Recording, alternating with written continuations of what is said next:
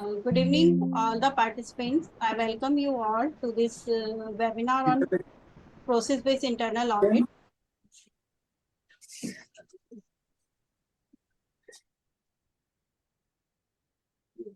On behalf of Board of Internal Audit and Management Accounting, today with us is our Chairman, C. Rajendra Kumar P., Central Council Member, and C. Charanjot Singh Nanda Sir, Vice Chairman of our board to interact with all the participants. Now I invite our Chairman and Vice Chairman to interact with you.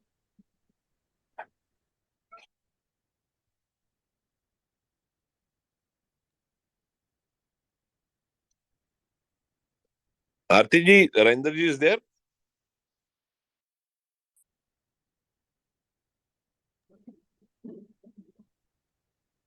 आ गए sir आ गया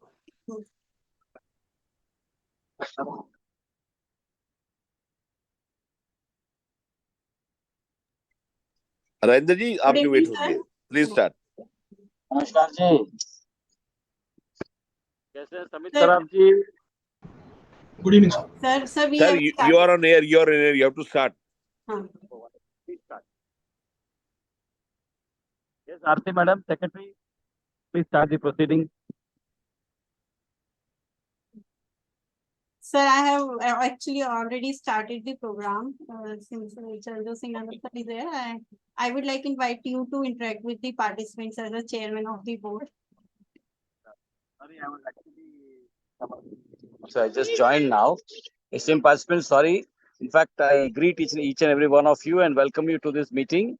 We have here with us the esteemed Vice Chairman and mentor of the committee, Nanda ji.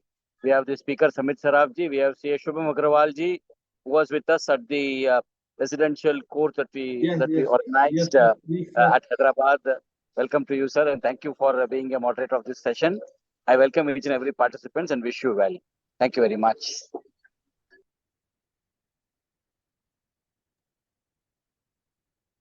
Thank you, sir. Now I like to invite our Vice Chairman, C.A. Charanjot Singh Nanda sir, to interact with you all.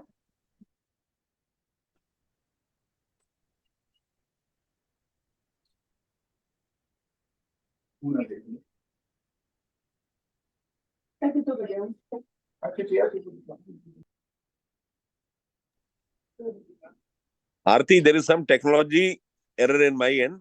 Did you say something? Sir, I invited you to interact with the participants, sir. Okay. A very good evening, ladies and gentlemen. The Honorable Chairman of the Board, C. Rajendra Kumar, more commonly known as the GST man. The Speaker of the Day, my younger brother, C.A. Samit Saraf. The Moderator, C.A. Shubham Agrawal. The Secretary of the Board, C.A. Aarti Bansal. Arun Agarwal from the Board, Afek from Technical Support, and all who have come here to go home more enlightened.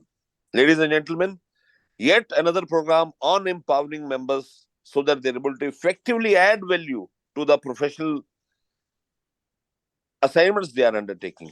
Process-based internal audit is one of the very important areas.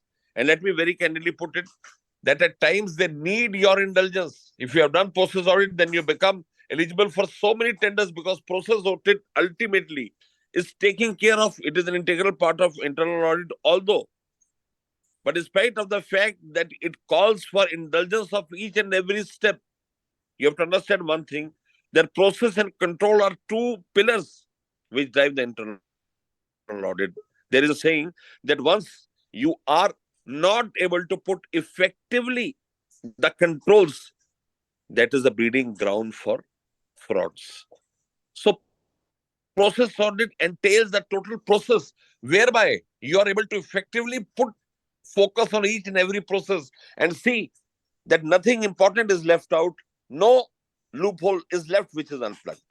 So today's program assumes larger proposition because Samit Saraf has a deep insight into the internal audit, and more importantly, he has been working over the years in creating value for the clients by undertaking internal audit assignments.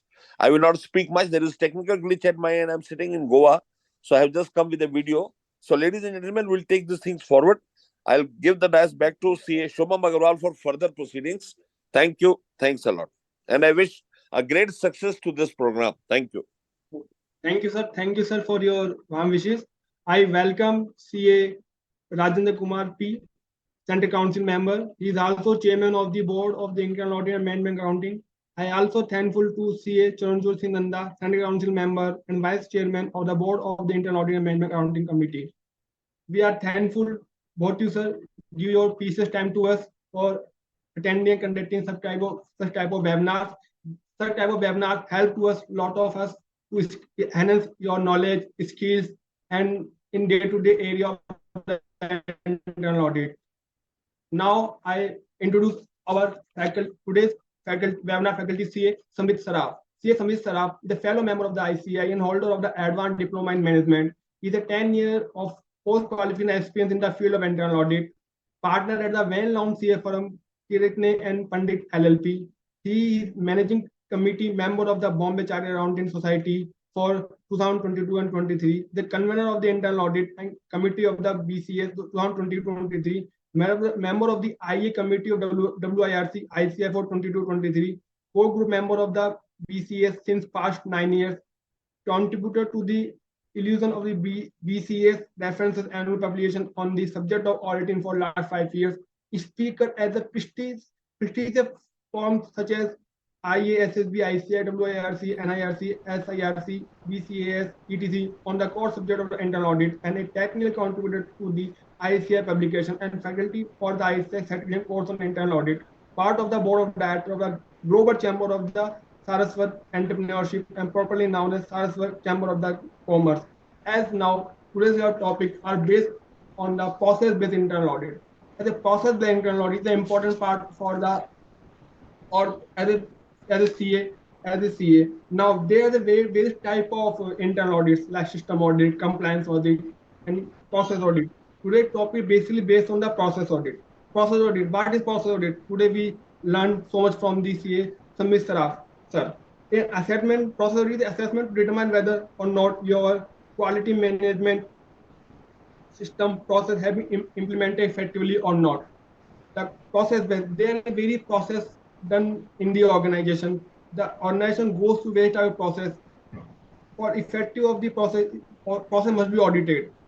For effective audit, we must learn and understand what is process-based internal audit. Now I move to CA Samit Saraf sir to conduct the webinar and give our experience in the respect of process-based internal audit and give your experience and what is the process-based audit, how process-based audit conducted, and what is the effectiveness of the process-based audit in today's environment. Now I over to C. Samit Saraf sir for conduct webinar. Thank you, sir. Thank you, Shubha.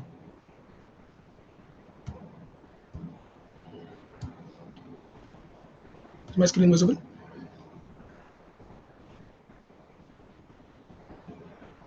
Is my screen visible, Shubha? Yes, sir. Visible. Okay. A very good evening to all the participants of today's session. Thanks to Chairman Sir C. Rajendra Kumar P, Vice Chairman Sir Nandaji, the members of the board for giving me this opportunity. Without much further ado, we will begin today's session. A bit of an idea about process-based internal audit before we deep dive into the presentation that we have today. So in today's dynamic and ever-evolving business landscape, the importance of the robust internal audit practices cannot be overstated. Organizations face a myriad of challenges and opportunities that demand a proactive and adaptive approach to risk management, operational efficiency, and regulatory compliances. As we navigate through these complexities, a new paradigm in the internal auditing is emerged, one that is rooted in the principles of process-based auditing. This forward-looking approach to internal audit is not merely a shift in the methodology. It represents a transformational journey that aligns the audit activities with the organization's core principles, the objectives, and the strategic vision. Process-based internal audit goes beyond the traditional checklist-style assessment that used to happen over the years and embraces a holistic perspective where the audits are conducted as part of an integral part of the value creation chain. As the business landscape continues to evolve every day, so must our audit practices. process-based internal audit is a call to action, a call to reimagine the role of internal audit and embrace a methodology that aligns with the realities of today's times, that's the 21st century. With this, we will start today's presentation, a basic index of contents as to how the next 1.5 hours we are going to spend. We'll look at the definition of internal audit as per the IIA. What are the expectations from us as internal auditors when you see the various levels of reportees that we have? Then we will look at the process of internal audit, the 4 pillars that consist of the internal audit process. We will look at certain processes which are procure to pay, order to cash. With certain experience that I have, I will want to throw some light on the challenges during internal audit, which we must know. And lastly, some value-added tips that we must know as internal auditors as we proceed in our day-to-day activities.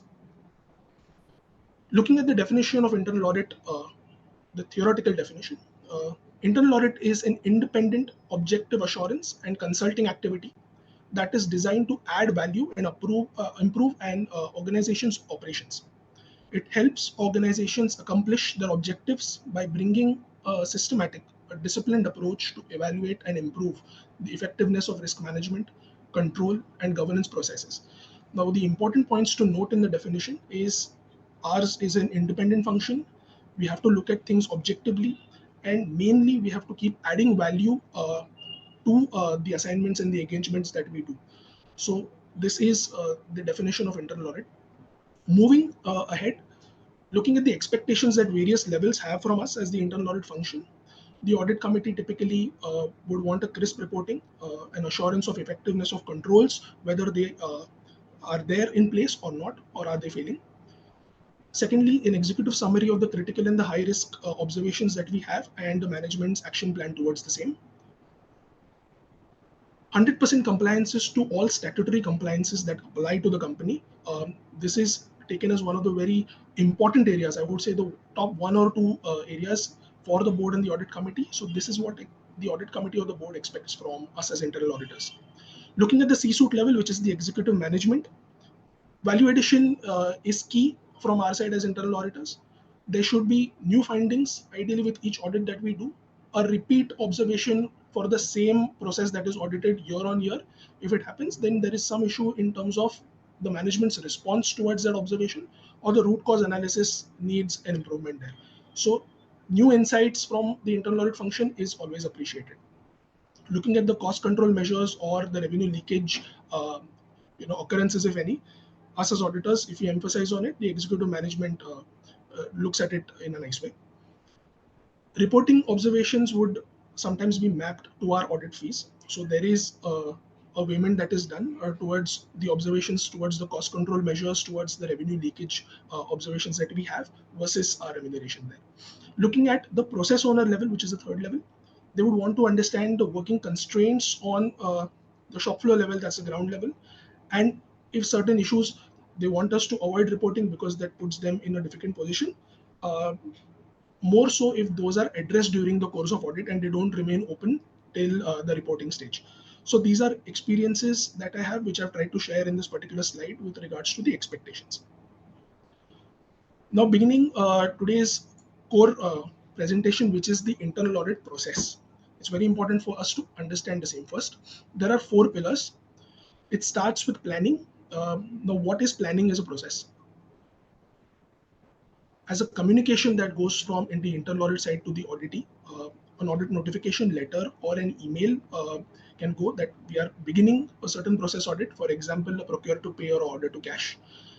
Once this notification goes through with regard to the timing of our audit, the estimated days that we are going to take, and what is the scope.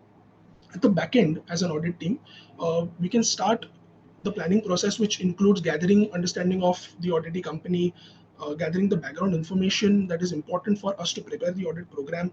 The research activity begins at the background. A risk assessment activity also is done in the planning stage, and a culmination of the activities that we do as an internal audit team, we create the audit program, which then comes into fruition when we begin the fieldwork. Now, as soon as the audit program, the scope is drafted, we call for an entrance meeting with the auditing department. Here, we discuss the planned audit, the scope, the objective, with the audited department, which consists of the head of department and various process owners. At this stage, we are soliciting their input in terms of any additions, any deletions, or any amendments that need to be made to the scope of audit that we are going to conduct. At this stage in this meeting, we also explain the timing of our audit, the resources that we will be deploying from our side as the audit team, so that it does not create an obstacle during the course of audit and the fieldwork stage mainly per se. At the closing of this entrance meeting, a list of requirements is then shared from our side as the auditors with the audited department, and we depart. The fieldwork now begins. As part of the fieldwork, various activities take place. One is conducting the interviews, conducting the walkthroughs with the process owners to understand the activities, the day-to-day activities, the responsibilities that each of the process owners entail. Secondly, since we have shared the list of requirements with the audited department, a set of documentation information now flows in as part of this stage to us. So a review, an analytical review of the same will be taking place in this. Here we may apply our sampling methodologies, the analytical procedures that we as auditors need to use. And thus we assess the processes, we assess the documentation, the adequacy of the same, and we test these transactions and the documentation to its effectiveness. Once the fieldwork stage is completed, an exit meeting is called with the audited department to discuss the draft observations, the findings that we have. In this meeting, we are discussing the audit results, that is our findings, the observations versus the control evidences and the supportings that we have. Any queries that the audited department may have, we are supposed to be resolving those queries there. And once all such queries are resolved, the management comments and the corrective action plan, that is a target date for remediation, needs to be documented at this stage. Once such items are documented, the action plan is documented, we move then to the reporting stage where we provide the draft report to various stakeholders as per the report distribution list for and seeking their comments on the same. The target dates are validated by various levels above the audited department at this stage.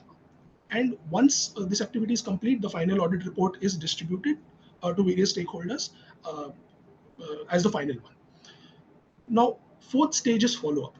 Now, before we begin the next audit, which, for example, let's take first quarter was procure to pay, next quarter is order to cash. So next quarter order to cash, before we begin this audit, it's important for us to follow up on the corrective action plan and the status of closures of the open observations therein of quarter one, that is P2P. So here, as we review these corrective action plans and their implementation, we may interview the process owners. We may understand from them how the observations have been or the corrective action plans have been remediated, whether it is from a system approach or is it completed only for that particular audit as a tick. So that is something we can check. Any new processes, any new documentation that has come to light as part of the remediation plan is something we can check.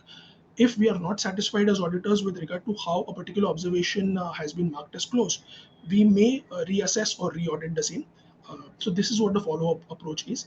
And then we begin quarter two audit, which in my example is O2C. Now, having looked at how the process runs, next we will be moving to a deep dive in all four of these pillars. First, let us look at the planning stage. Has it changed now?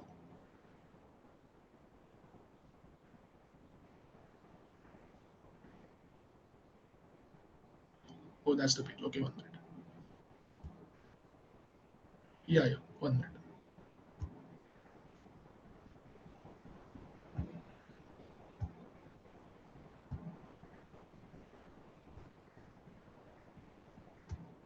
Is it visible now?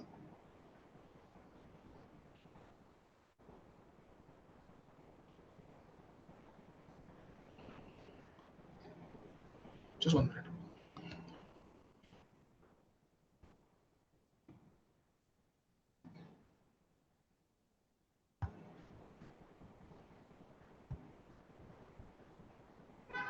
Is it visible now? Okay. Okay.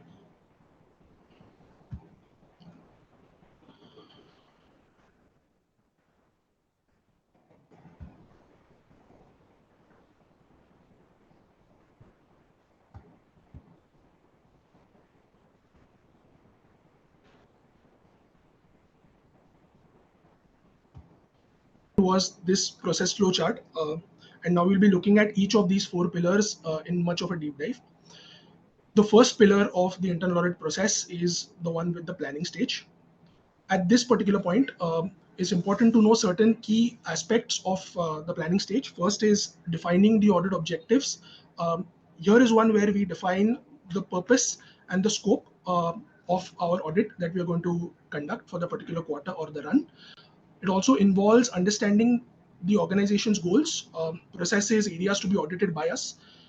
Important to note here is the objectives that we have. We can remember it in form of a short form, which is SMART, stands for specific, measurable, achievable, relevant, and time bound.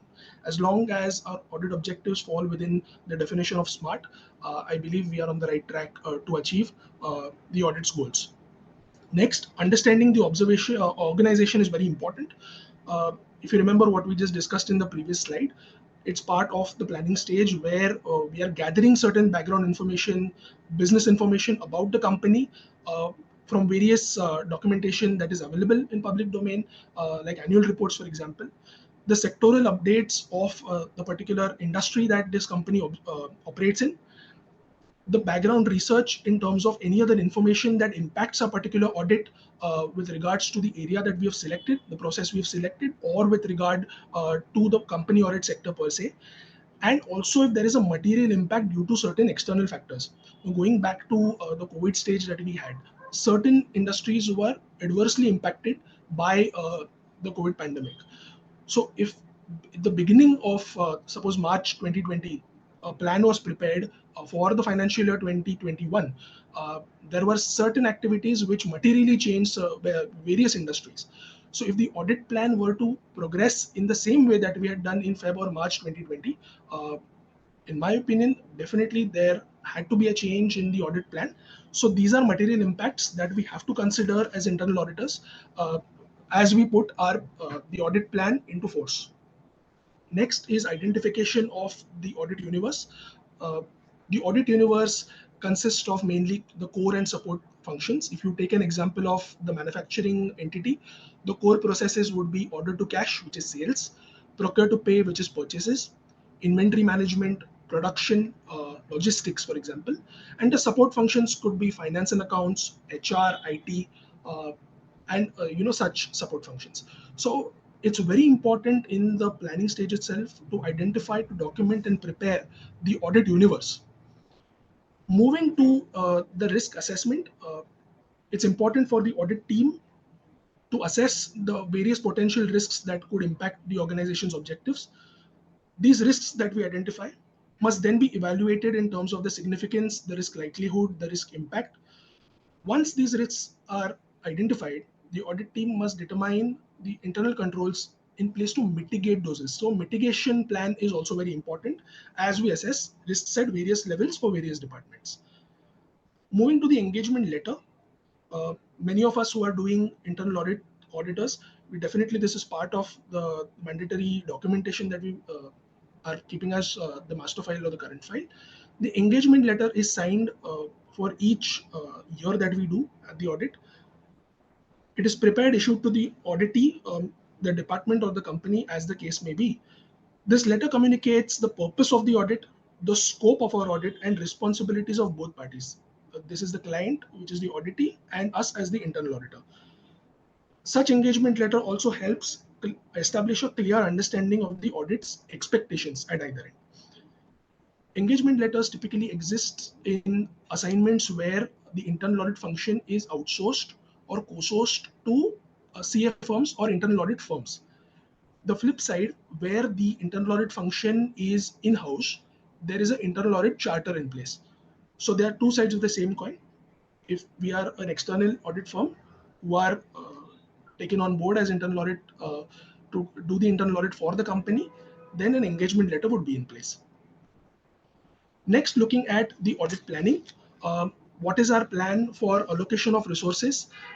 Suppose it is a specific audit like an HR and payroll audit, where the resources or the members of the team need to have specific knowledge of various statutes, various acts that apply or come as part of the HR and payroll audit. So, for example, the PF Act, the ASI Act, Industrial Disputes Act, various labor law acts that apply. The team should be allocated accordingly. There should be someone who understands each of these facets so that we can do a much more meaningful audit for the audited department. Skills required need to be mapped in line with the audit that is in place. The time frame it's very important for us to firstly know the time frame, estimate it properly, and communicate the same to the auditee at the entrance meeting itself, so as to ensure there is no expectation gap per se. If we say 10 days, certain 5-10% up and down is fine. But if we give them an idea of a 10-day audit and we extend it to 20-25 days, then there may be an obstruction or an issue from the audited department. So it's very important for us to estimate as close as possible the time frame. Once these activities are in line, it will help us formulate the audit plan, the audit program that we have to put in force during the audit. Next, this audit plan that is drafted by us is discussed with the management. Here we solicit feedback from them. We can amend it if necessary, if there are any crucial points that come to mind, and these suggestions are taken as part of this meeting. Once the audit plan is passed from the executive management level, it goes to the board and audit committee for their approval. Annually, the audit plan has to be tabled before the board or audit committee, and once it's approved, only then can it come into force. Once the plan is approved, it will be implemented, and we will conduct the audits as part of this plan. And we're expected to map the progress that we have made as we complete each of the departments during each of our runs. If there is a need to update the audit plan during the year for any reason, such updation should be done only after due approvals from the board or the audit committee, and only then we can amend the plan mid-year. Moving ahead to the second pillar, that is the fieldwork stage. What it entails, what are the key aspects that one needs to remember? Field visits and data collection, very important for us to know. As part of the fieldwork exercise, there are various walkthroughs that will happen with the process owners, with the head of departments, with various person within the department as part of the scope for us. Interviews may take place, and data collation that is in line, which begins with the standard operating procedures, the manuals, flowcharts, right down to if you take, for example, the P2P audit, the purchase registers, the PR registers, the PO registers, GRNs, all these data aspects will be covered as part of our list of requirements, and this data has to be collated and reviewed by us during the fieldwork stage. Looking at the testing and examination part, as auditors, we will be conducting testing to assess the design and the operating effectiveness of the internal controls. What testing methods we will apply? This may include walkthroughs, substantive testing, analytical procedures, compliance testing, etc. As auditors, we are also expected to evaluate whether the controls are functioning as intended by the management and whether they are adequate to mitigate the identified risks. So it's a very important stage for us in the fieldwork process. Moving ahead to the documentation and the evidence part. Here, it's important for us to know whether the collection of data that we have done, whether the same is adequate. Is there any data point that we have requested for, but it has not come up to us? So here it may be termed as a data limitation after certain reminders. So whatever observations we have, whatever testing or analysis we are conducting as part of the fieldwork stage should be backed adequately with the control evidence and the supportings. Here we may review various documentation such as policies, procedures, financial records, transaction logs, especially in an ERP environment. And I will say that documentation is a critical part of the fieldwork, because it is this stage which will provide or form the basis for our draft report and the final report. Moving to communication and the preliminary reporting. Throughout this fieldwork stage, as auditors, we will be maintaining an ongoing communication with the key stakeholders. We may, at various points in time, share the preliminary findings and observations with the process owners or management, mainly to gather their feedback or to ensure the accuracy so that a report is not questioned at a future date. Looking at the end of the fieldwork stage, which typically would be the wrap up or the exit meeting. At the conclusion of this stage, As auditors, we will be reviewing and organizing the collected evidence, the testing results, and various documentation. We also ensure that the work papers are thorough, organized, and well documented to support our conclusions, our recommendations, our observations. That is with regard to the second pillar. Moving to the third pillar, which is the reporting stage. During the reporting stage, there are various key aspects that we need to remember. First is the audit report preparation. Now, during this stage, the internal audit team will be complying the information gathered during the audit, including various evidences, observations, analysis, and conclusions. The audit report will then be prepared by us as internal auditors based on a format or a template that we have designed, or there will be probably a template that the company may provide to us. Either case may be. Many a times it is the auditors that come forth with the templates or the formats of the report. Objective communication. Now, the report that we table should mainly be objective, unbiased, and fact-based, so that it is not questioned by any level of the stakeholders. It should be one where we highlight our findings, if there are any deficiencies, if there are any control weaknesses that we have seen, any non-compliance issues that have come to the forth during our audit, and looking from a positive aspect, if there are any opportunities for improvement that we have identified, and a practical action plan that we may put forth as part of our recommendations. Clarity and brevity.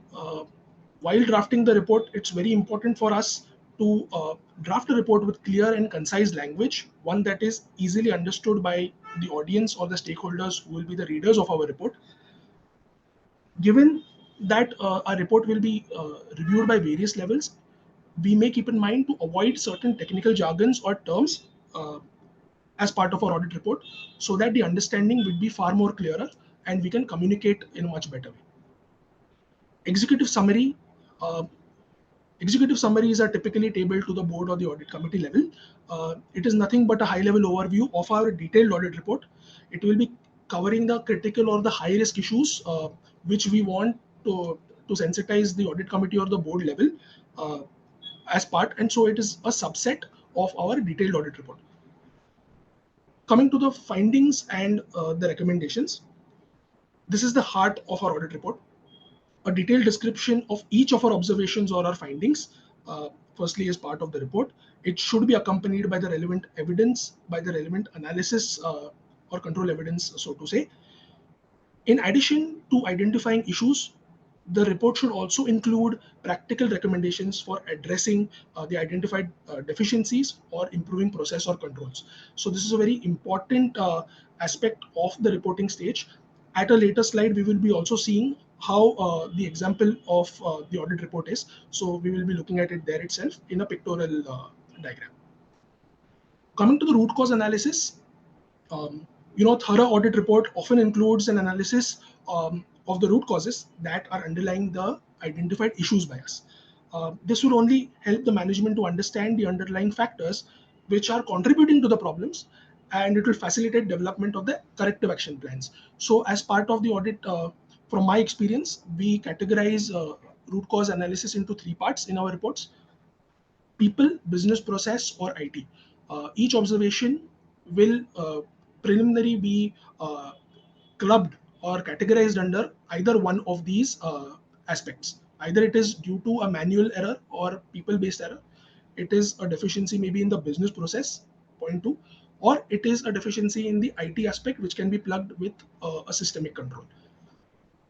Coming to risk assessment and impact analysis, our audit report may include an assessment of the risks that we have associated with each of our observations, and an analysis of the impact that these risks may have if the issues that we have raised are left unaddressed. So what is the potential risk that the company faces is something that we bring out as part of our impact analysis.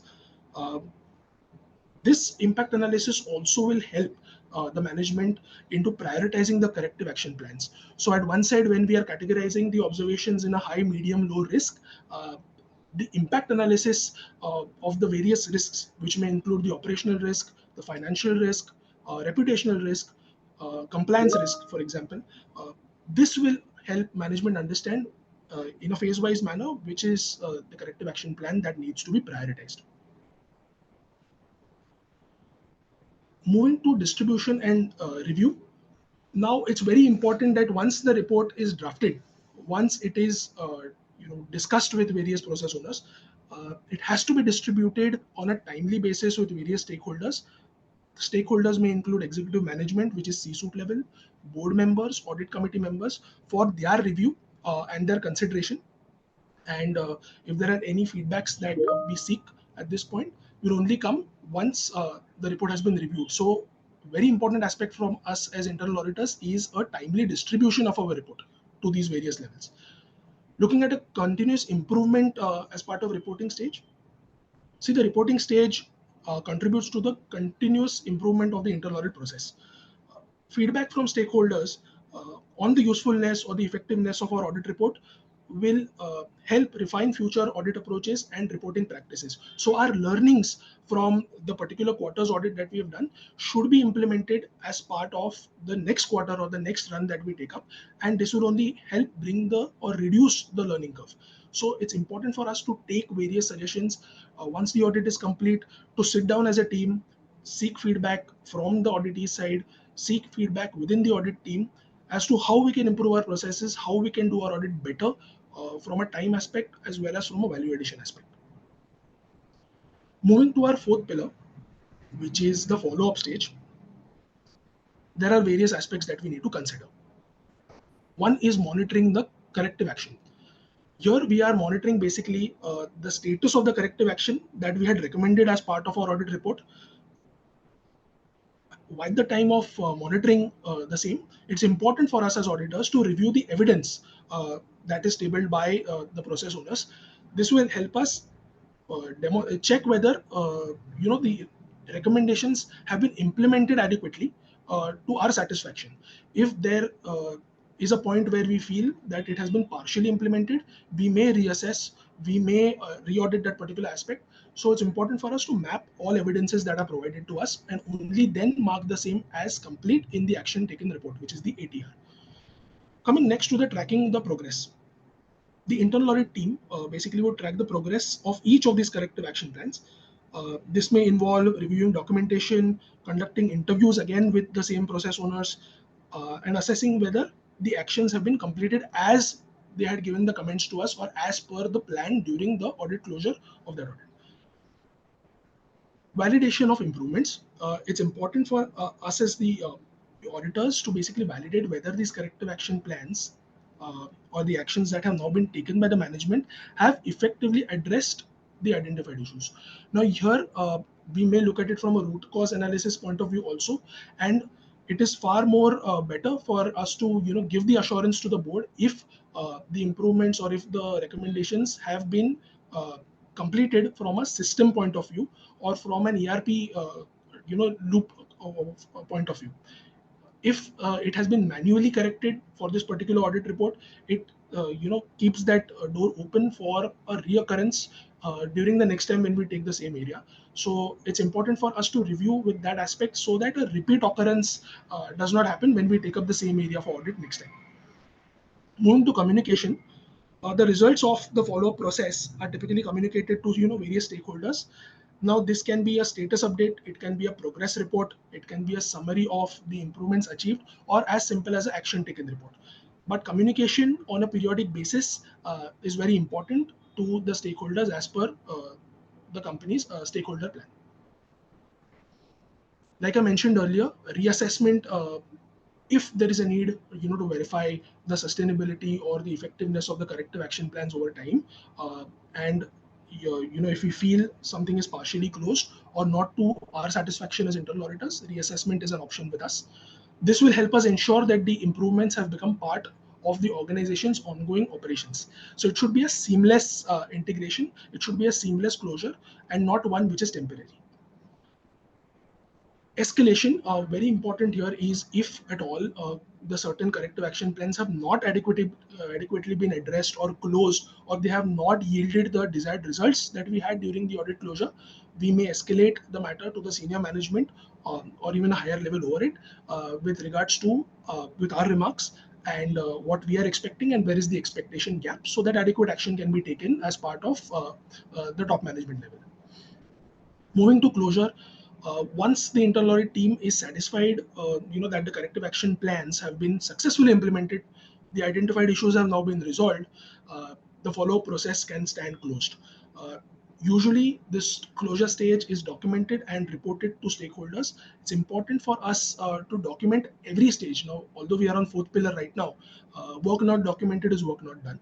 So it's very important for us to document the observation trackers, the evidencing, how we have closed particular points, if they are reportable, non-reportable.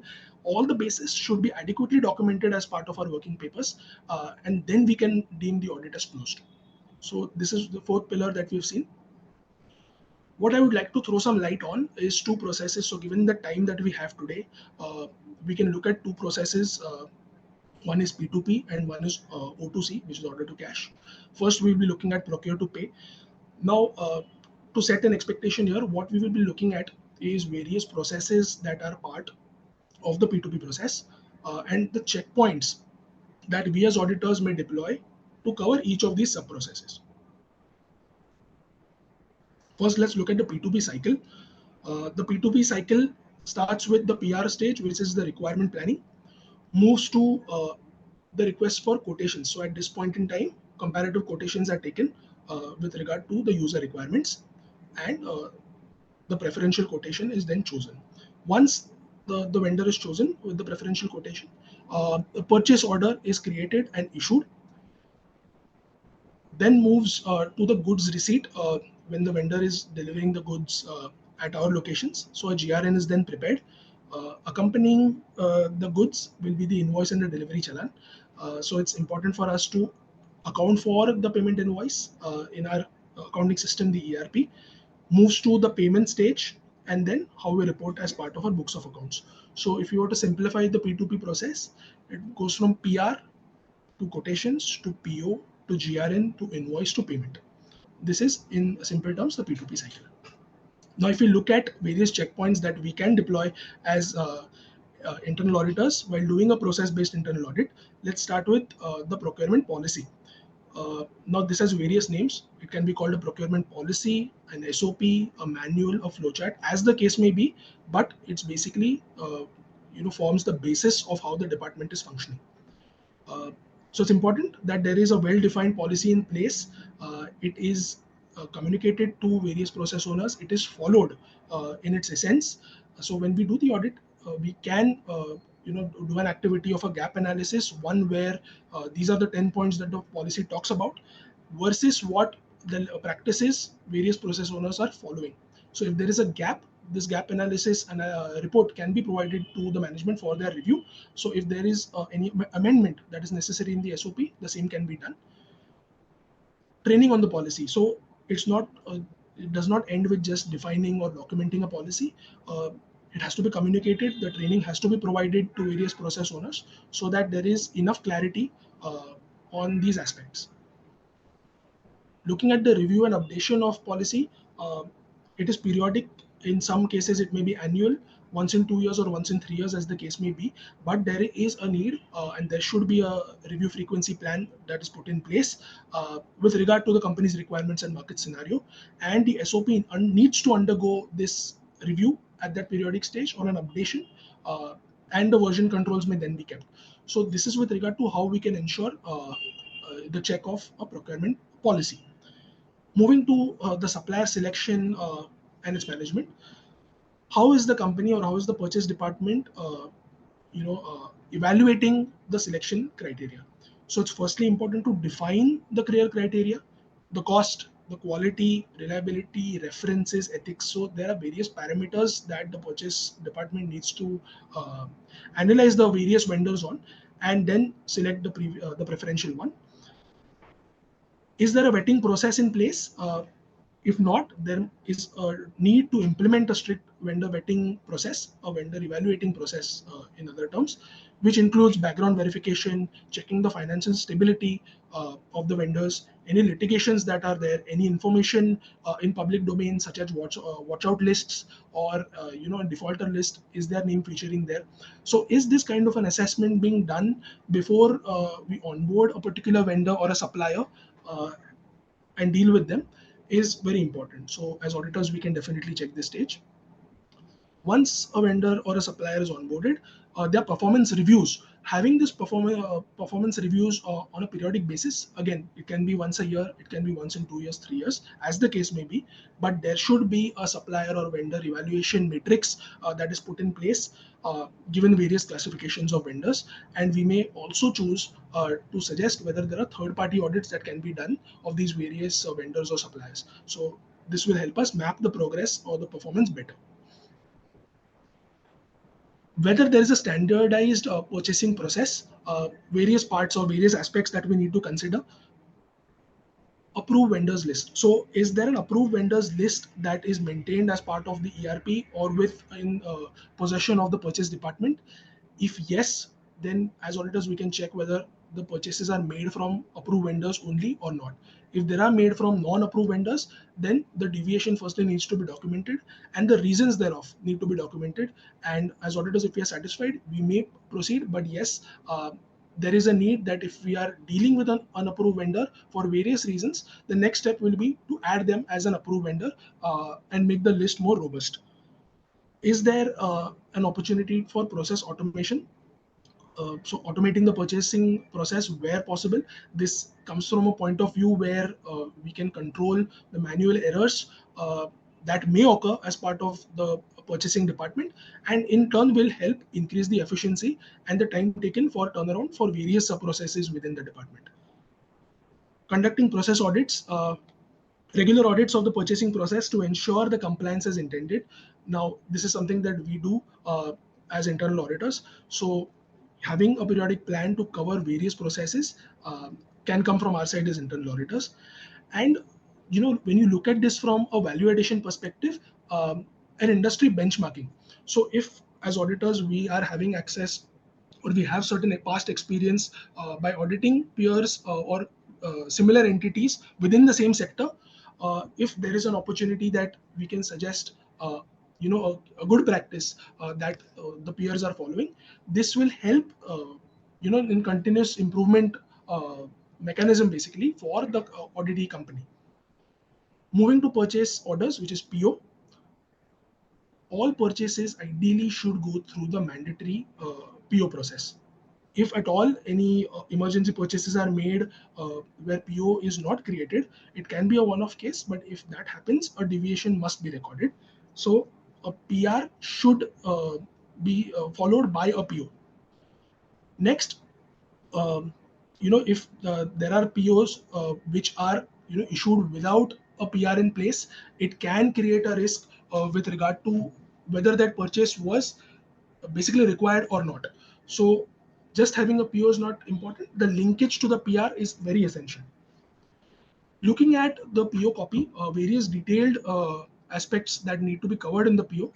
They include item description, the cost, the delivery date. If it's an MSME, setting the dates or the payment terms as well. It's very important that PO is having more of a complete aspect of all these details. Looking at the approval matrix for the purchase orders, whether such POs have been approved as per the authority matrix is very important. From my experience, there are various levels. So suppose let's take for example, 0 to 1 lakh can be done by the plant head locally. If the HO is in a different city, 1 lakh to 5 lakhs by a senior person maybe sitting at corporate, and 5 lakhs and above by the MD of the company. So is there an authorization or an authority matrix in place? And if yes, are the POs being authorized in line with this matrix or not, can be a checkpoint for us as auditors. Looking at the GRN, which is the next step after the PO, whether GRNs are prepared and entered for all the incoming materials into the plant or into the factory. GRNs in many cases or in an ERP environment is created automated at the system, sometimes at the gate or at the stores department. So for us, it's very important to check whether GRNs are prepared for all materials or not. We may also want to have a checkpoint which checks for delay in creation of the GRNs, and if yes, what is the reason? It can be various reasons. So here it calls on the root cause analysis, whether it's people specific, was it a business process deficiency, or was it a IT risk that caused a delay. Segregation of duties, whether it is followed, how is the maker checker within the security or the gate personnel versus the stores is something we can check. Whether the quantity of the GRN differs from that in the PO. Now, if you were to look at it from a practical aspect, if the goods, the quantity is in the PO was say 100 and the item count in the GRN is 150, firstly, it's going to add to your storage issues. The invoice also may be for 150, which backs the GRN. So you are going to be blocking firstly storage. Secondly, it may impact cash flow. If at all we do not do a mapping between the PO quantities versus the GRN quantities. So this must be a checkpoint for us to ensure that we accept only what we have requested for. As auditors, we can do the three-way match, which is PR, PO, invoice. So whether the ERP enables the linkage of the PR to PO to GRN to invoice is very essential. If the ERP is an advanced one, whether there is a modality for this linkage, if yes, whether the company is actually using it for the linkages or not at this stage. If yes, that's great. And it definitely adds to assurance. But if we as auditors find a deficiency or a gap, we must bring it to the notice, firstly, of the audited department, which is purchased in this place, and secondly, the IT department as well, because it's an ERP issue, and without the support of IT, we may find it difficult to suggest an implementation plan. Moving to invoices, we may check as a checkpoint the vendor masters versus the employee masters. Now, there are various data fields that are present in the vendor masters as well as the employee masters. If you look at certain examples, the name of the entity, the address, the PAN number, the GST number, the phone number, the email ID, etc. The same or similar data fields will be there in the employee masters as well. If we do a check of both these masters, and if there are similar items found in terms of these various data fields, it may be so that an employee is also disguising as one of the vendors or suppliers. So it creates an additional checkpoint for us to check whether it is uh, actually a legitimate vendor that we're dealing with, or is it just a data hygiene issue. But definitely creates grounds for analysis for us. Verifying the vendor invoices information with online databases, public records, or the KYC repository. Now, there are various items or various data that we can see on the vendor invoice. Firstly, the PAN, the GST number, the MSME number. We can compare the same on various databases such as the MSME portal, the GST website, Know Your PAN, for example, to check whether, firstly, this information that the vendor has provided to us is accurate. Does that same information also relate to the vendor masters? And once we check it with an online database, whether it comes back with an active or a validating point of view for us. If yes, then we are dealing with a legitimate vendor, and that should provide assurance from our side. Checking whether the vendor master's information, for example, a bank account, also features on the vendor invoices. Now, if you were to look at it from a practical example, when the vendor onboarded, say at the start of 22-23 with the company, uh, there was an X name, there was a Y bank account that was provided to us. But over time, if the bank account undergoes a change and the invoice has the different bank account mentioned on it, uh, as auditors, we may want to check the data that is reflecting in the vendor masters, which we took at the time of onboarding, versus the most recent invoice that we have received, and whether this data is matching or not. Why we have mentioned bank account as a checkpoint here is there is a chance that a fraudulent bank account is mentioned, one with a similar entity's name, and the monies then are diverted towards that. So it's important for us to firstly validate and check whether a cancel check or bank proof was taken at the time of onboarding, and when the bank account underwent a change in future date, whether again a similar cancel check or adequate documentation was sought from the said vendor or supplier. Coming to the approval point, which was there also in the earlier PO sub-process, whether invoices are approved as per the authorization matrix, similar to the PO aspect, whether firstly this matrix exists, if it does, whether it has various levels for value and various designations that it mentions. If there is no matrix in place, as auditors, we can suggest creation of an authority matrix in line with the actual practices that are ongoing at plant level as well as at corporate level. And once the same is documented, it makes our audit slightly more easier, because then we are mapping against the particular matrix. Coming to the payment processing level, at this point in time, firstly, we can check the payment basis. So are the payments made by the purchase department or finance department based on these approved invoices, and after matching the PO and the prerequisite documentation? Is payment being made only after the three-way match, which is PO, GR, and vendor invoice? Are payments authorized here from a segregation of duties point of view, so that there is no conflict of interest? So is it an authority that is different to the one that has authorized the PO? Is something that we can check to avoid this conflict of interest issue.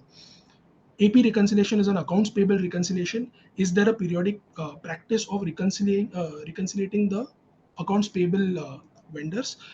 Is it automated?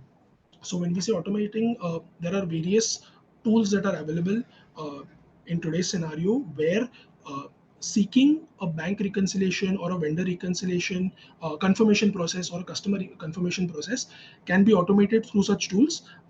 This creates a log for the audits, at the same time eliminates any manual errors that may take place. So firstly, there needs to be a process in place for reconciliation, and secondly, from a automation point of view, whether tools are being used or not.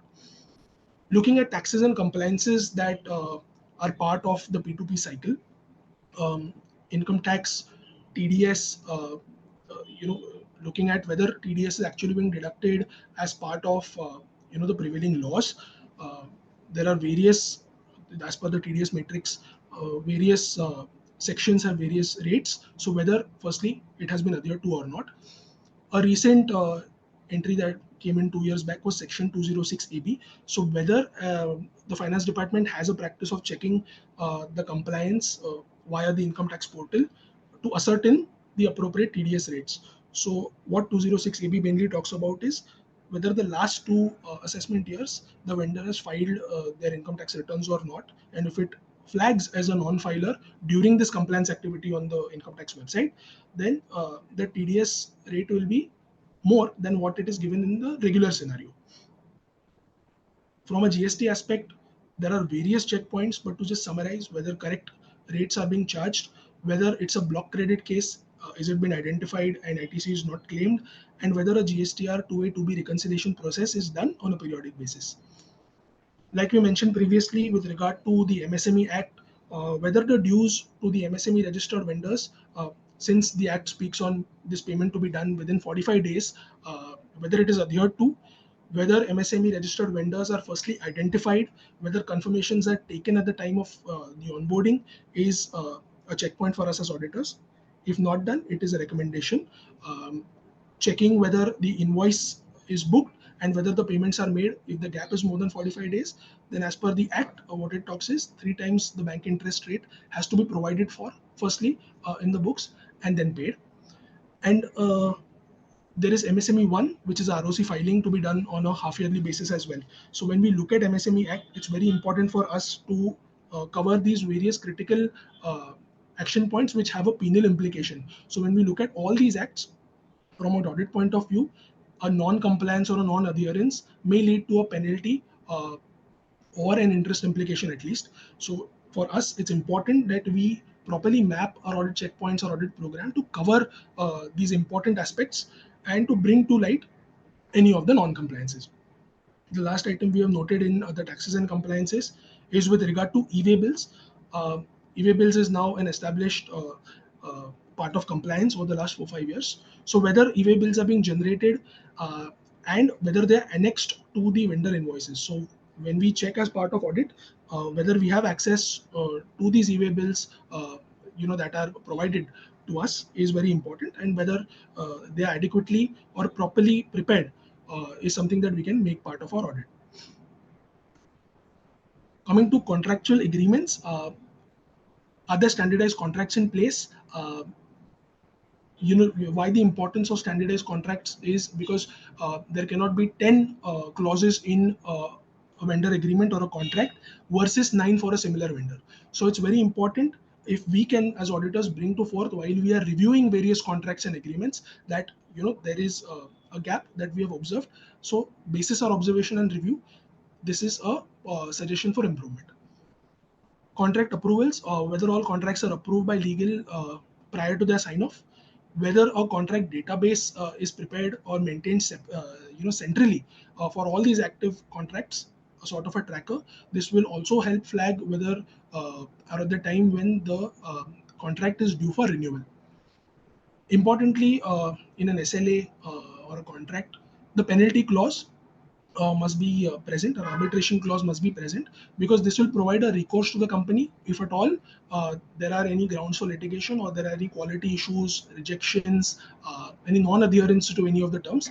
So this should then provide an easy recourse for the auditing company. Segregation of duties is something we have seen, but we'll just look at 2-3 key aspects here. Uh, Defining and segregating duties among the staff involved in procuring, approving, receiving, that is the GRN stage, and payment process. Ideally, there should be no conflict of interest, and segregation should be adequately done. If it is done as part of the ERP environment, well and good, because this is something that we can check as part of our audits as well. Looking at the ERP, taking it ahead, whether SOD, that is segregation of duty checks, are carried out to avoid this conflict of interest. Firstly, if it is internally carried out by the independent IT department within the company, and secondly, whether we as auditors can make it as part of our checkpoints. That's point number 2. Mapping the active employee database. So here, whether names of newly added or the departed employees are given effect in the ERP. So if segregation of duties for a 5-member team in the purchase department has a name of a person who has left the company 3 months prior. So it's very important that from the last working day, there is a process that helps identify the next person who takes charge from the recently departed personnel. So this updation in the system also is part of the department's activities, and if we see it as part of audit, we must bring it to light. The example we have taken, the same person procures, the same person pays, is a conflict. Inventory accounts by distinct personnels. So again, this is grounds for segregation of duties or where conflicts may arise. Now that was with regard to the procure to pay cycle. We have seen much in depth what checkpoints we can deploy. I'm sure there will, it's a continuous improvement activity, so there may be various other checkpoints as well. But I've tried to bring to forth from my experience what P2P entails. Next, we'll be moving to order to cash, which is sales and receivables. Looking at the cycle, it's a 5-stage approach. First is receiving the orders. Second is the credit assessment stage. Third is the delivery or the order fulfillment. Fourth is the billing and the receivable stage. And lastly is the receiving the payments from customers. Let's look at each of these stages and what checkpoints we can deploy as auditors in the process audit. First stage, which is receiving orders, like we've seen in P2P, very important as we start the audit is doing a walkthrough of the process, the SOP manual flowchart, which talks of this first stage, which is the receiving order stage. A checkpoint can be orders received from blacklisted parties or defaulting customers. Now, the impact analysis, if we have to do for this, is the clear risk of a bad debt. If we are dealing with an already blacklisted or a defaulting party, now defaulting is of 2 types. One is we have internally marked it as a blacklisted or a defaulting party, or second, this customer's name is featuring on a watch out list or a defaulter list, which is available on public domain. In both scenarios, dealing again with such customers, we stand the risk of having a bad debt or a future litigation as well. So it's important that we analyze as auditors the parties. Next, whether differential pricing is offered to similar customers. Now, in this scenario, it's simpler when it's a tariff which is clearly available. But if we are offering a differential pricing to similar customers, we do stand the risk of a reputation risk here. Basically, if the information is leaked, to the people, similar customers. Similar to P2P, here also, the authorization matrix is very important. It has to be documented. I have listed certain sub processes where authorization matrix should be documented and adhered to. One is with regard to opening the new customer masters in the ERP. Second is setting the credit limits and the terms, and whether there is a overriding to the credit rules. Third, sales orders creation, which is based on the customer POs that we receive. Fourth is who can cancel the sales orders. Fifth, who can modify the sales orders. Next is if there is samples free or paid that we are giving out, who is authorizing the distribution of samples, the accounting of the same. Is there a discount approval authorization matrix in place? Bad debts provision or write-off. If there is a certain matrix in place, it will make it simpler, and especially in an ERP environment. When we look at old long-standing debtors who go beyond 3 years, the law of limitation does state that if it goes beyond 3 years, you may write off the same.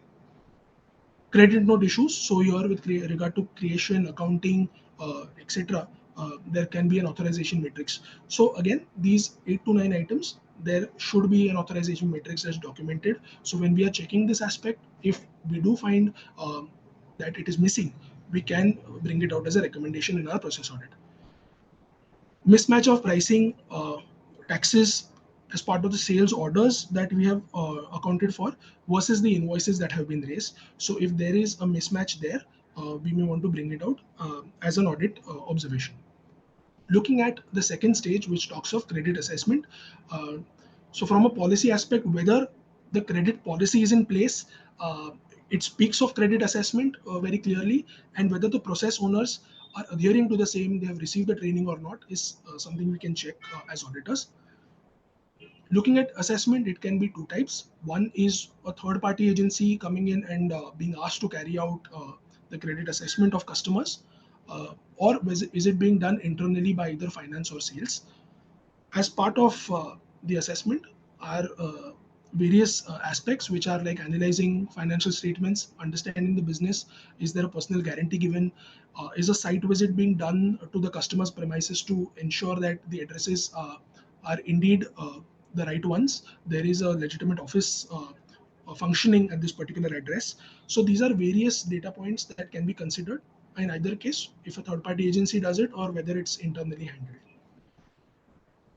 Looking at frequency of credit assessments, now there is a customer categorization done of a ABC, A being the most high priority customer. Is there a frequency table maintained? So once a year or once in 2 years or once in 3 years. And as part of maybe a finance department, is there a defaulter alert mechanism that firstly is within it's in-house, maybe in the finance department, or as auditors, can we help or can we add more value by throwing light on whether certain customers are flagging on watch out lists or defaulter lists that are available in the public domain? This is something that we can bring to light here. Process for setting the credit limits, firstly with regard to value and secondly with regard to days, which is credit period. For new customers and existing customers, there should be a documented process for both these activities and a logic for setting this credit limit and credit period. Creation of fictitious and duplicate customers in the ERP. It can happen. So there are various data points that we can check. If you remember one of the previous slides, there are online databases, KYC repositories that are available where we can validate the vendor information such as GST numbers, MSME numbers, etc. ROC website is there. So this helps us validate whether we are dealing with a legitimate customer or not. Security collateral that is taken for larger orders. So this is nothing but a performance bank guarantee. So if that is in place, well and good. Or alternatively, what are the security or what is the collateral taken from such customers, especially when we are dealing on a recurring order which is of a large size for a company. Existence of customer or credit masters. Similar to vendor masters, similar to employee masters, a customer or credit masters has to be maintained at the sales level or the finance level, as the case may be. And from a data point of view, the mandatory data fields such as name, address, various KYC numbers, GST, PAN, etc., need to be mandatorily filled. Now, various ERPs would give the option of making these data fields mandatory. So when a new customer is being added, if it has a mandatory mark like a red asterisk field that is marked, leaving it blank, we may not, the ERP may not accept creation of such customer.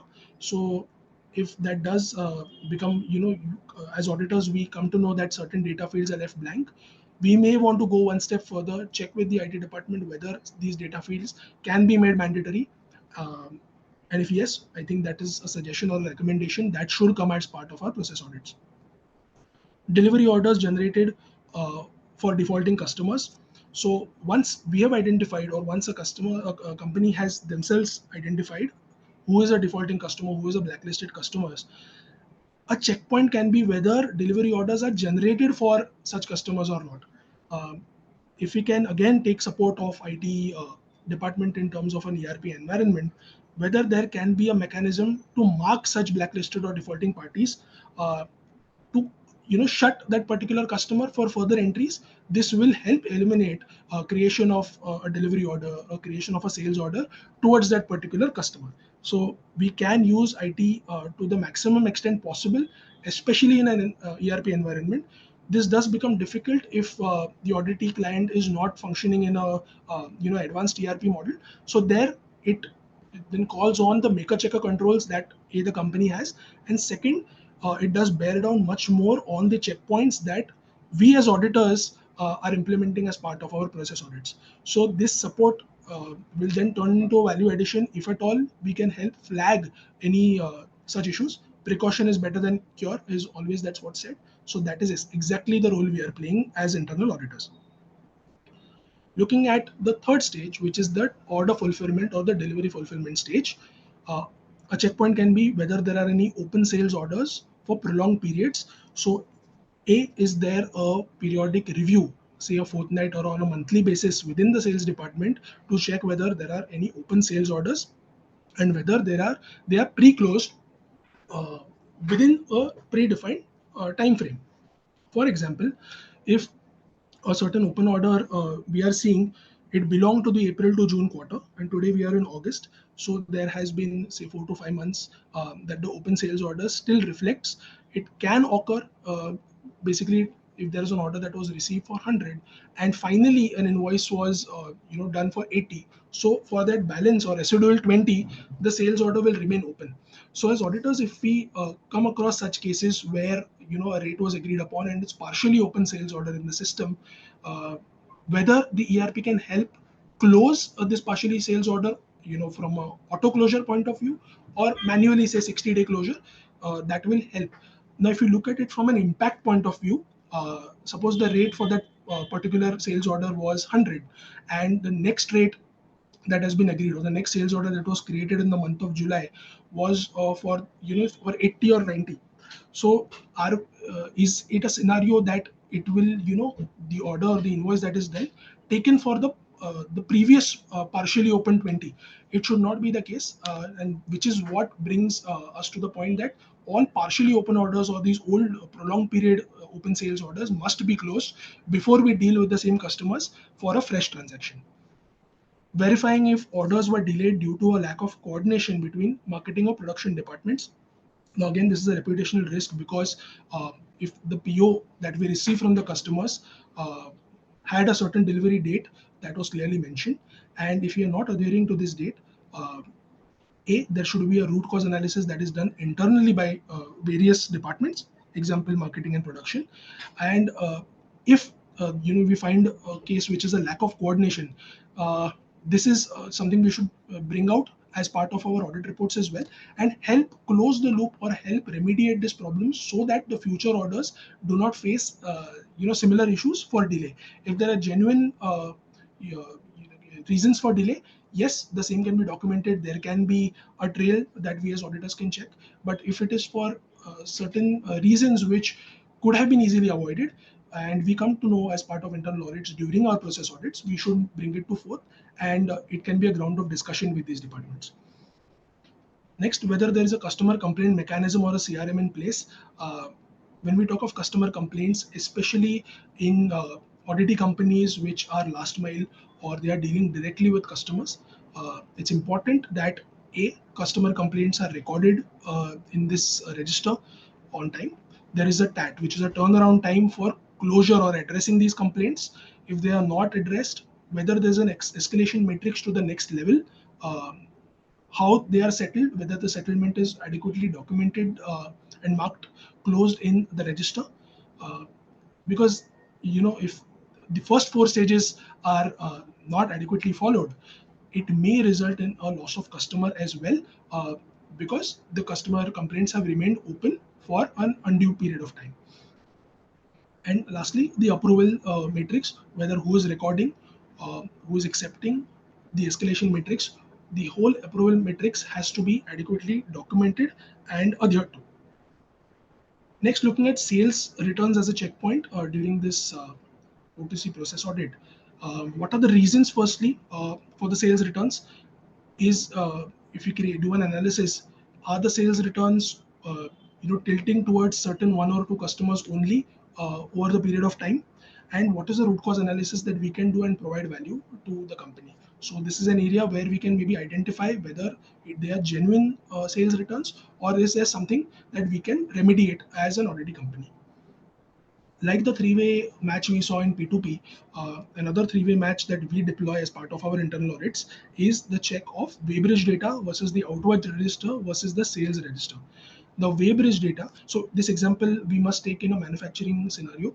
The weighbridge data is independently generated at the weighbridge when the truck is being loaded and weighed at the time of exit. The outward register is maintained at the gate by the security personnel as the weighbridge, as the truck moves from weighbridge to gate, and sales register is maintained at the sales department, which provides the basis of the information which is invoice and delivery channel. So if the data points, especially with regard to quantity and value, are matching in the weighbridge versus outward versus sales, it is adequate. But if we do see a material deviation or a material difference in each of these three or any one of these three, we must bring it out as one of our observations, and it can be a ground for discussion. Whether there are quality control checks, whether this process exists, if it does, is it adequately documented? Are the consignments that are going out, whether samples are taken, whether quality control checks are done, documented, and the register is up to date, is something that we can easily cover as a checkpoint in a process audit. The next point, last mile delivery tracking. I'll give an example. If you look at, say, a ready mix concrete company, there are clients, or there are companies who are having a GPS tracker as part of the transit mixers. Now, we must have seen various transit mixers which carry the ready mix concrete from the plant to the destination, which are usually construction sites. The reason it's important for GPS tracking in this particular case is because the life of ready mix concrete in this example, the life is pretty short. So it can, if there is a delay from the plant to the final destination, that is the delivery point, if it exceeds, there is a chance that the quality may be hampered. So it's important, especially in such industries where the goods are perishable, that there are automation tools that are deployed, such as the GPS tracking.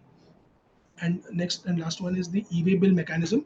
How is the e-way bill mechanism done? Whether there is coordination between the sales department and finance department. Finance, why? Is because it's a compliance point of view. But usually an e-way bill is generated from by someone in the sales department itself. But there should be an adequate maker checker in place, because there is a penalty for non-adherence. Looking at the fourth stage, which is with regard to billings and receivables. When we check with regard to teaming and leading, I'm sure everyone understands what the teaming and leading is. So when we are analyzing various customer ledgers, are we seeing any traces or any indications towards teaming and leading? If yes, becomes a ground for discussion for us. So this must be a checkpoint. Unauthorized amendments of credit limits, segregation of duties again. In an ERP environment, we can easily set the persons who have the rights to modify, cancel, or amend the credit limits. The person who creates should ideally not be the one to amend. So there should be that segregation of duties. If we do see a conflict, as auditors, we can bring it out. So definite checkpoint for us. Unauthorized write-off as bad debts. Again, similar to the above point, whether there is a matrix in place which talks about who has the rights, firstly to mark the write-off in the books of accounts. That should be documented as well. System follow for the balance confirmations by the customers. Like I said in one of the previous slides, there are tools available, there are portals available which can help automate this particular process. So in our audit, when we do a review, whether is this particular process of procuring balance confirmation existing. B, whether if it is existing, is it at a fixed periodic, so suppose say a quarterly, a half yearly, or an annual basis, if is that defined? And thirdly, is it manual or is it automated? So these 3-4 checkpoints can help us, have adequacy of the assurance on balance confirmation process. And if we do see any, chance of or process improvement suggestions here, we must bring it out. Receivables exceeding the credit limits.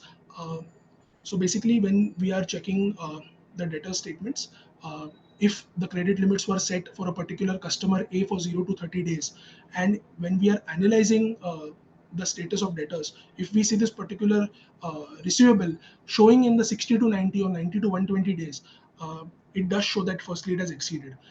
What we can check from a root cause analysis is basically whether the ERP could have brought out an alert that the credit limit is being exceeded, whether there is a modality within the ERP, or whether alternatively there is a maker checker within the finance or sales teams, which helps us identify, and that we can firstly recover only, then do the further sales, so that we remain within the ambit of the credit limits. Ongoing litigation. Litigation is part and parcel of any business. It is unavoidable, but as auditors, what we can check is what are the reasons for delay in terms of if there is no update. So I'll give an example here. In one of the cases that we had handled previously, there was a case where a notice was being sent again and again. At least 3-4 times it was sent during the review period that we are auditing, and there was no response that was being received from the defaulting customer side. When we checked the address while doing a detailed analysis, we checked that the address was the old one, and the company's address on the ROC website had indeed changed. So when this was communicated to legal and sales, they tried sending it to the new address, and it was accepted and acknowledged, and then it went to stage number 2. So as auditors, can we help analyze if a litigation is stuck for such reasons which are easily avoidable, and that that input from our side, whether it can help further the goals, or at least move a bottleneck, that can definitely be counted as a value add. So this must be a checkpoint for us. Is there a price difference between invoice and customer PO? Again, it's a data analysis checkpoint, easily identifiable in an ERP environment, where we can compare the extracted dumps of the ERP and have this as an analytical point of view. Cutoff procedures, first five, especially at the year end or the quarter end or half year end, the last 5 and the first 5 entries in the gate inward, the gate outward, the purchase register and the sales register must be frozen and blocked with regard to no further entries that can be made once we begin the audit for the particular process. So this is something that we can document and ensure that no unapproved entries are made once we begin the audit. Higher sales towards the month end and subsequent reversals. This is a checkpoint that you will probably find more value adding in industries where there is a commission or an incentive that is being paid to the sales teams based on the sales that is achieved by the department during the month.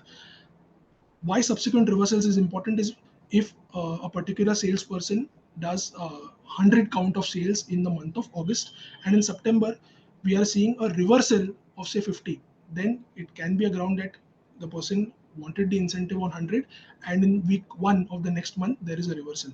So can we help do a trend analysis or map each week of the subsequent month and check the percentage of reversals and if it becomes a habitual or a more concurrent activity for particular 1-2 salespersons, then it can help create a grounds for discussion and an audit observation. So this should become one of our checkpoints in process audit.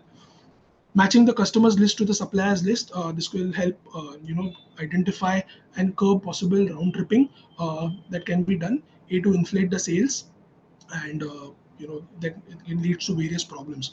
So this mapping is very important, similar to one we did in the P2P stage, which was vendor versus supplier. The last stage of O2C is with regard to receiving payments.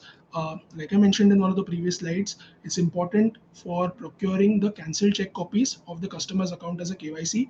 This will help us know that our customer masters are showing the valid data of the cancelled checks, and whether the money is flowing into our account from the said account only. So this becomes more of an important point in regard to vendors in P2P, but yes, this easily can become a checkpoint for us in O2C as well. Looking at bank guarantees, is an expiry of bank guarantee coming up, or is it already expired? So what can tell us this is the bank guarantee tracker. So similar to a AMC tracker, there should be an ideal bank guarantee tracker in industries where this practice is more prevalent. This will help us check whether they are active, whether they expired, what is the status of the credit that is offered. So this can be a checkpoint for us. Checking the bank accounts and the address of customer versus the staff bank accounts. If you map the customer versus the employee masters, this can easily come out. Backdated instruments. If a customer agreement is entered between customer and the auditee company, the date of the agreement, for example, is say 1st August. The stamp paper is dated 15th August or 31st August. Ideally, the stamp paper should precede the commencement of the arrangement or the agreement. So if we do come across backdated instruments, it should be an observation. So this can be a checkpoint. Verifying the follow-up mechanism of the sales division. The sales is per se the heart of the operations of any company. So if monies or recoveries are delayed, a root cause for continuing delays should be whether the follow-up mechanism is adequately functioning or not. So as auditors, can we check whether follow-ups are being done? Second, are they periodically done or not? Third, if there is a deviation or a gap that we find, can we bring out a practical suggestion as part of our audit or as part of our process audit, which can then become grounds for discussion. Recurring cases of check bouncing. Check bouncing is not allowed as per the Negotiating Instruments Act 1881. If we are seeing cases of check bouncing, what legal action has the company taken on the said customer? We can see the entire trail, and if there are again process improvement points that we can bring out, certain aspects at the time of onboarding only that we can take, whether credit can be adequately moved, such customers can be moved to advance basis instead of giving them credits. This is a suggestion that can come from internal audit. Non-payment by customers. This checkpoint will work in a case where there are commission agents who are front-ending or who are doing business like distribution agents for various companies with the auditing company. So if there is a case of a non-payment by a customer who is having a front of a commission agent, then is sales department taking some steps to recover this from the agent commission or not? So from a cash flow point of view, the sales department has to be more active in terms of finding out various ways how it can, within the ambit of the framework, recover the monies at the fastest possible. And like we are in digital India revolution today, is the company moving from a non-cash to the digital payments route, being UPI, wire transfers, that is NEFT, RTGS, various sorts of digital payments routes are available easily today. So is the company having an outlook to move towards digital payments route?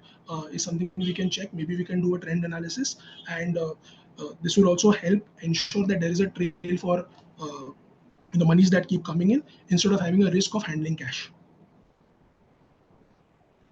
To summarize the O2C audit, these are key data points that have been observations as part of our past O2C audits. Sales delivery prior to creation of sales order.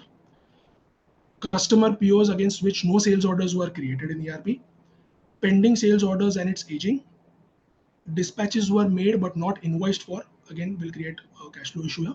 Completeness of the KYC in the customer masters, that is missing data fields. Transactions with blocked customers, defaulting clients, blacklisted customers. Recurring changes in the customer master data with regards to address, phone number, email IDs. That trend analysis can bring forth whether there is some issue with those particular customers. Segregation of duties within the sales teams. If we do come across conflicts or issues in segregation, that is an observation. If you recollect the three-way match that we saw, the Weybridge data versus gate outward versus sales, an observation that we had seen earlier is Weybridge data mismatch with the sales register. Next is the non-adherence or violation of the credit limit or credit days. Issues with the e-way bill mapped with the sales registers, and heavy capex investment in enhancing the capacity, so not having much impact on sales. So I'll spend a minute on this. In that particular client's case, what had happened was certain heavy capex investment was made with the board's approval, saying that if we have this machinery or we have this location, there is a high chance that we will have increased sales and it will help build our sales and on the entire process and have a positive impact on operations. But once the capex investment was done, after 1 year, 2 years had passed, the sales were on a flat trajectory. The budget that was provided to the board, when we actually mapped that with the actuals on ground within the first year, second year, it was flat, and this we brought to the board's attention, and certain remedial actions were then taken. But these are aspects where monies are blocked. It has an impact on working capital, and it does not yield the desired results. So it does have various other repercussions or implications as well. Like I mentioned earlier, this is an example of how an audit report observation can be reflected. So if you look at the top, it's the audit finding. So that's your header. If you come one step below is the observation grading, which talks of the high, medium, or low grading from a risk perspective. Right next to it is the root cause, which is people, business process, or ID. The rightmost one there is with regard to the population that we have covered as part of our analysis in terms of quantity, terms of value, and the errors that we have found as part of the subset of the total population covered, again in terms of quantity and in terms of value. Coming to the observations, background of the particular observation as to the grounds, maybe reference to the SOP or various other documentations for the knowledge of the stakeholders. Next, if it is linked to a statutory provision, we may want to replicate certain relevant extract of the stat provision, and then comes to the heart of the main observation as to what we are trying to communicate to these various stakeholders. Moving towards the right side, it talks of implications, compliance risk, operational risk, reputational risk, financial risk, just some examples. So the observation, which silo of risk does it fall under, will be part of the implication. Next, what are our recommendations? So when we give recommendations, they should be practical to the best extent possible. If we need to tailor make those recommendations in terms of them actually being remediated or them actually being implemented by the process owners, that will help close the action taken report in the follow-up stage with a much more meaningful impact. Coming down to the responsibility and target date, it speaks of the responsibility of the department. Specifically, if we can identify the process owner or the HOD, well and good, or we at least talk of the department it relates to, and the target date that has been agreed upon by the particular responsible department. Also, an aspect in the observation or the format is recording the management comments. So management comments, once we receive it from various process owners as per the responsibility tab, they should be documented, and that is the activity that we must track with the target date, which will then culminate into the action taken report and our follow-up of the same. Now that we're done with the two deep dives that we did in P2P and O2C, I would like to throw some light in the last 10 minutes that we have with regard to challenges in internal audit that we may face. Again, this comes from part of experience. So first is legacy practices versus documented SOPs. So as part of our process audits, we will harp on the importance of documented SOPs, but there may be certain clients or certain auditing companies where you may find legacy practices, but you may not find them documented. So As long as the legacy practices from our review, if we find them adequate, we should bring it out as part of the next stage, that is documentation. So if we don't find them documented, definitely it's a challenge, but it does create a ground for improvement as well. So this is a suggestion that comes from us. Resistance to change. So once we've identified the audit observation, we have communicated, but there is a resistance to change with regard to implementing the recommended action is a challenge.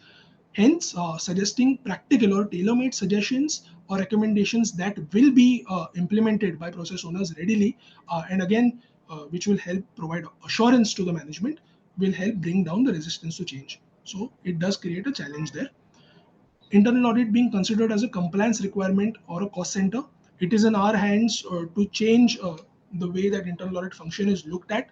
Although it's a compliance requirement in as a starting point in many of the cases, definitely as we provide value addition or the closer that we work with various process owners, this will definitely, as an outlook, change.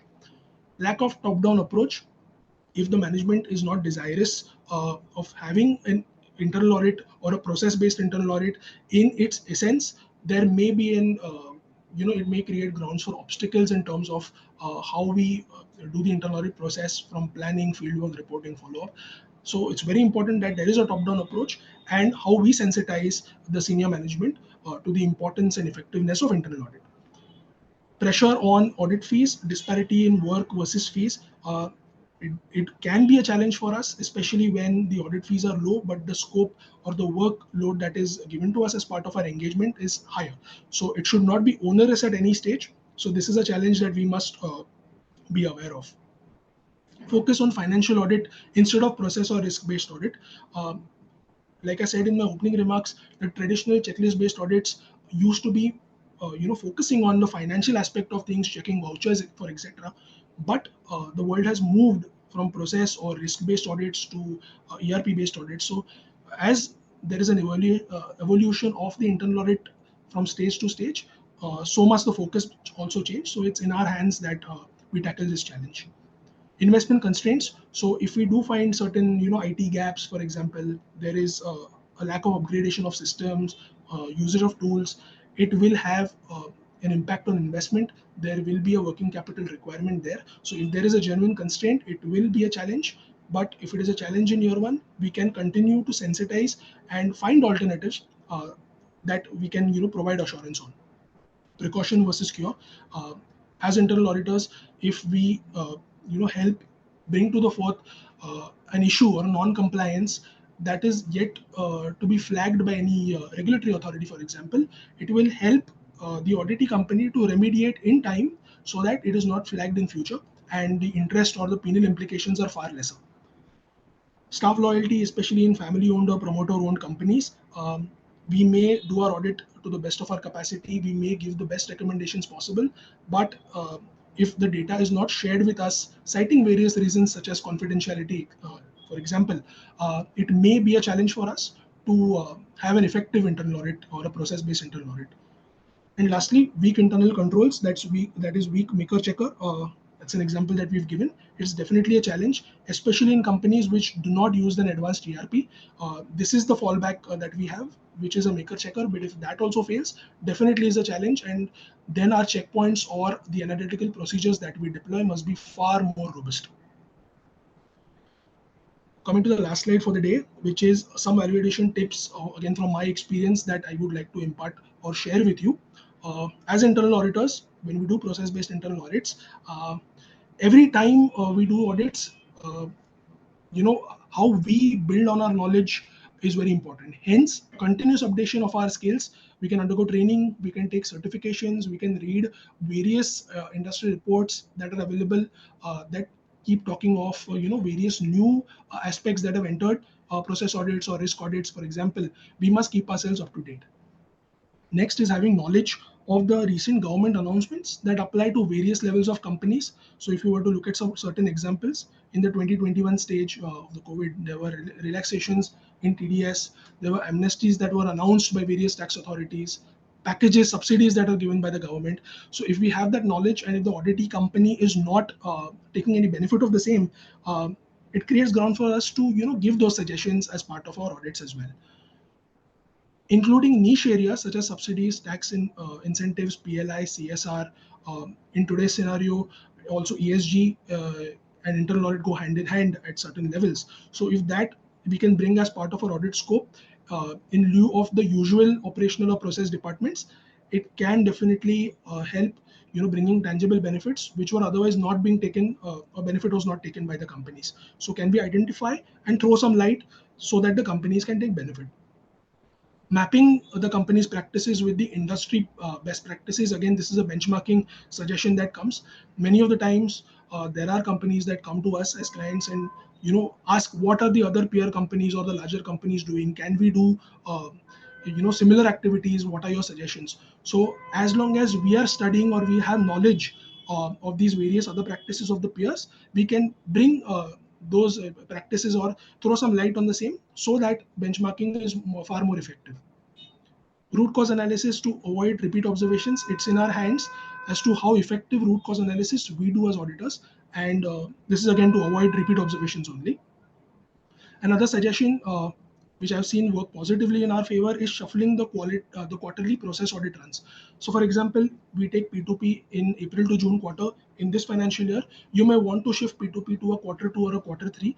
This will help us identify any quarter specific or seasonal or cyclical issues, especially in those sectors or industries that these processes will face. So you may want to shuffle process runs with every additional year that you keep doing audit. Be a good communicator, improve your presentation skills, because as auditors, we are expected to be presenting to the board level. Our communication has to be clear and pristine to process owners, HODs, C-suite level, board level, audit committee. At various levels, you are supposed to be dealing with the requisite experience and clear communication, concise communication, so that you communicate what you have done over the past 1 or 2 months in the span of the 1 or 2 hours that is given to you for presentation. Work not documented is work not done. Crucial aspect as auditors, we know in today's scenario, all the supportings or working papers are having utmost importance. So documenting whatever activities we do for reportable as well as non-reportable audit observations is absolutely important. Look ahead, build for a better tomorrow. Today's SMEs are tomorrow's emerging corporates. So there is nothing like the bigger companies have, we should use larger checkpoints for them and not for the smaller companies. It should be standardized. And that is what makes us more value added in our approach. And lastly, although today we are looked at from a compliance point of view, maybe as internal auditors, we do have the opportunity to move to a business advisor or a trusted business advisor role, which is a logical progression of our role as internal auditors, because we are the ones with the best insights of various processes and the operations of the company, and we can talk to the various stakeholders in their technical terms and technical language. So this is a quote that we live by, at least in our department, which is failing to plan is planning to fail. First step of the internal audit process is planning, and if we fail in that, the next 2-3 processes will definitely see an adverse impact. So this is a quote that we live by, and I would like to share that with you. So with that, we come to an end of today's session. Thanks for a patient hearing. Yeah, thanks a lot. Thank you, sir, for your kind of words. There are some questions asked by the participant. One of the questions is that, can you please share a few examples of smart objectives? With regards to smart objectives, so that is, so when you look at smart objectives, giving an example would be a bit tough aspect on it, because it is part of the planning stage. It is something that we need to define our audit objectives. So, as long as the purpose or the scope of our audit is clearly defined, the objectives are a subset of clearly defining purpose and scope. So as auditors, when we are drafting the scope of any process audit, it should be in that SMART. What is SMART? Specific, measurable, achievable, relevant, time bound. So the objectives are a subset of the purpose and scope. So their role is very important.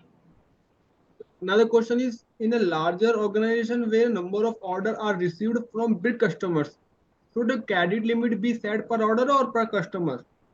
So credit limits are set.